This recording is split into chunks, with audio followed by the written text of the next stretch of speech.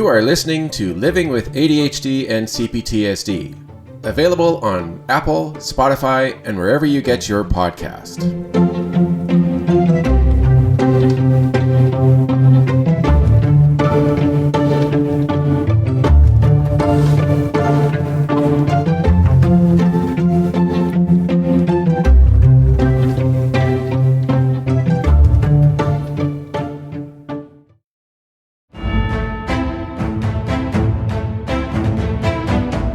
Welcome everybody to another podcast of Living with ADHD and CPTSD.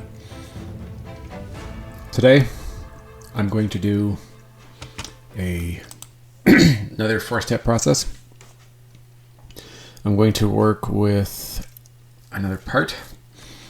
This part is one that tends to come on when I am feeling angry. I am feeling very frustrated. And this is a different, unusual part. Probably not many of you have this name for it. So basically, the part's name is called the fuck you part. And its purpose is to, when I get angry and I'm triggered and all I want to do is be ridiculous and say things that are mean or avoid conflict, but in a very nasty, devious way that a lot of people would take a lot of offense to.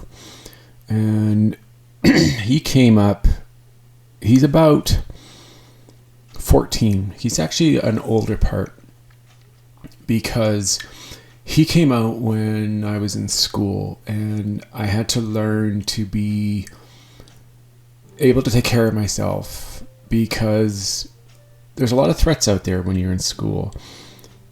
I'm sure a lot of you have seen in person and of course on TV and in movies and TV shows, or I should say live TV show, where students get bullied all the time. They're not the cool kid. They don't hang out with the group that's cool and fun. And excuse me. And they get harassed and they get teased and they get pushed around and sometimes they get beat up and they get yelled at and made fun of and they get nicknames and they get called that name all the time and they get embarrassed in front of people that they like, especially if maybe there's a girl. And then you either have to just run away and not deal with it and be scared, or you have to stand up for yourself. And you have to basically try to right the wrong. And I was not the type that would run away. I didn't necessarily resort to physical violence and beating everybody up. That did occur once. But most of the time, I would just verbally fight back. And there were times where I got pretty verbal and it was very articulate and very nasty, and the part was there to protect that teenager because the teenager was triggered and overwhelmed, and that part didn't want him to look like he could be a pushover and that it would be easy for people to do whatever they want with him. So he came to be at my age of 14. And he's still around. He doesn't always appear. He only appears when I'm very frustrated and very angry with someone, especially if I feel that I don't deserve it. If I'm being unjustly treated in a wrong way or mocked or teased, then that part will come online and will fight. The problem is, though, is that that's not appropriate behavior as an adult. They might have been able to get away with it as a teenager among other teenagers and bratty, teens that deserve to get their butt kicked. But as an adult, that's not an appropriate kind of behavior, and that could get you into trouble, especially legally. So I'm going to do some 4-step processing with this part. And it's not a very common part for me, so it's not one of the ones that tends to come out and get triggered a lot. So you'll just have to bear with me. Okay, so the fuck you part. I apologize if the language is not to your tastes, but it has to be authentic in order for it to work. Okay, this part, he's 14. He was born to stand up for the child or the teenager when the teenager became triggered and overwhelmed. And he decided that he wouldn't run away anymore, and then he would stand up for himself. He didn't do it in a physical way, he did it in a verbal way. Now the problem is that being a teenager, he only has certain abilities. He doesn't know when it's okay to be this way. Sometimes he gets himself into trouble because he thinks that he's being bullied or in the wrong by someone, but in reality that's not the truth, and he doesn't know because he's only 14. He exists in my world. I feel his emotions. They're strong. It's anger and fear. He's angry at those who teased and bullied and made fun of, embarrassing him in front of people, ruining his reputation and his possibilities of being friends with people, because when you're that age, people are very highly influential and can be convinced so easily. So it takes nothing for them to be changed and to think negatively about someone. He doesn't like some people. He really thinks that bullies and tormentors and loudmouths are bad people. He wishes he would never have to deal with them again. He feels sad because he doesn't understand why. Why does he have to be the one that's bullied? Why does he get teased? Why does he get harassed and pushed around and made fun of?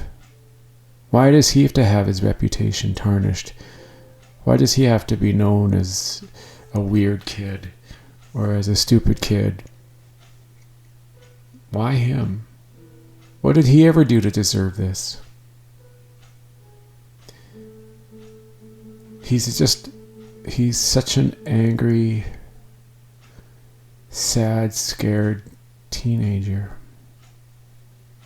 It's too bad. It's sad. I feel his pain and I feel his sorrow. It wasn't fair. No kid ever deserves to be bullied.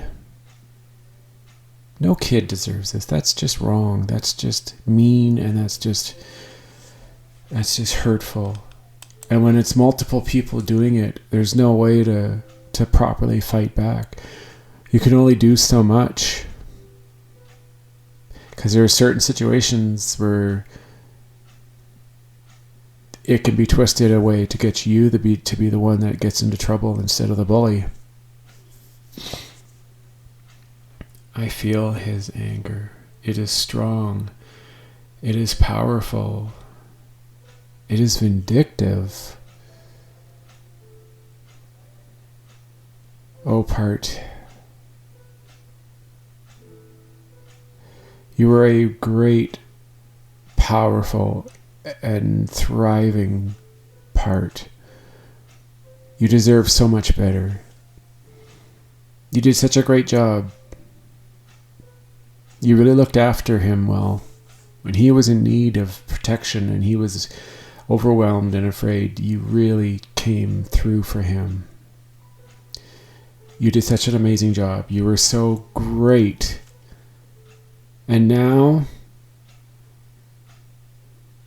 you are the one who gets to be taken care of. You are the one that can take time off and not be angry anymore and not be sad anymore. Those people, they were teenagers. They don't know any better.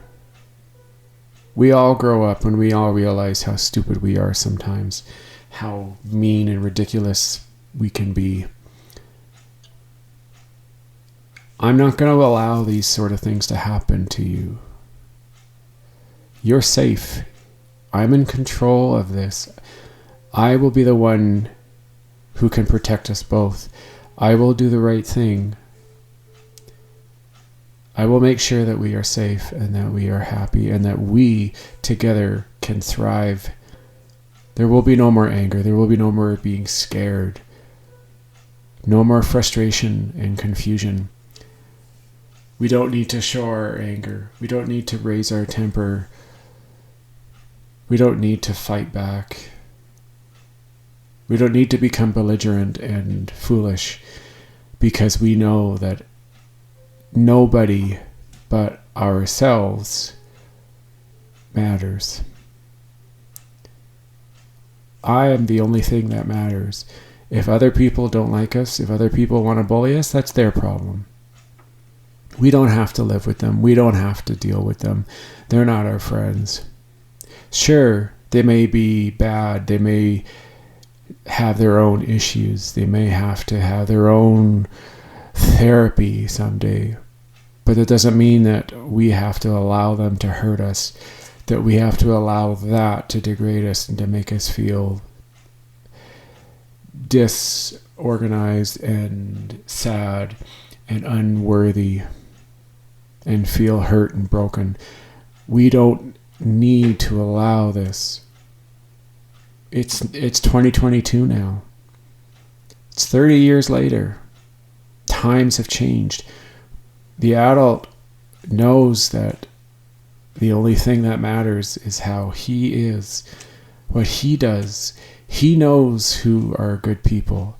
He knows the right ones to hang out with. He knows the right ones to be friends with. He does it all the time. Look at his friends. He's got a lot of amazing friends who cared extremely well for him and like him a great deal and trust him and believe him and have faith that I will do the right thing. There's no more bullying. There's no more hate. There's no more teasing.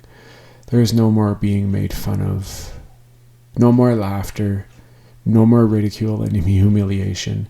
We're safe and we are good and we are making it and we're doing so well.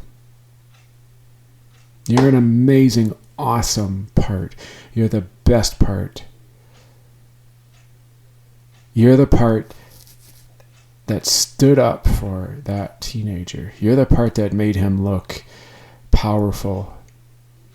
You're the part that made him make those shy away, to make them think twice about maybe attacking you. You're safe now. I'm here to protect you, to make you feel safe and heard. I will stand up for you. I will stand up for us if things ever happen. But it only matters what we feel, how we think, and how we judge ourselves, not how those people judge us. That's not what matters in this life. We're safe. We're good. We're ready to face this world head on. It might be a scary world with a lot of confusion and a lot of pain, but we are together safe. I am in control of my own destiny and the choices that I make, and I know who are the right people to be with and who's the right ones to be friends with. We're good. We are happy, and we are full of joy and full of excitement, and we have so much to look forward to in the future. It's an exciting time, and we're really looking forward to it. So just don't worry. Let it go. Trust that I am going to look after you. You've done so much for me, but it's time for me to look after you now.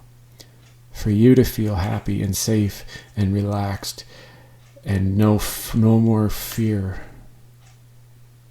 It's time to feel good, to reconnect, to move forward, and to feel happy and strong and safe. If somebody doesn't treat us right, I will make sure that they never treat us that way again.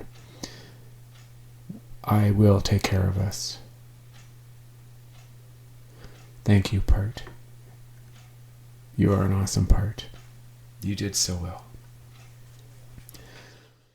That's the end of another Living with ADHD and CPTSD episode.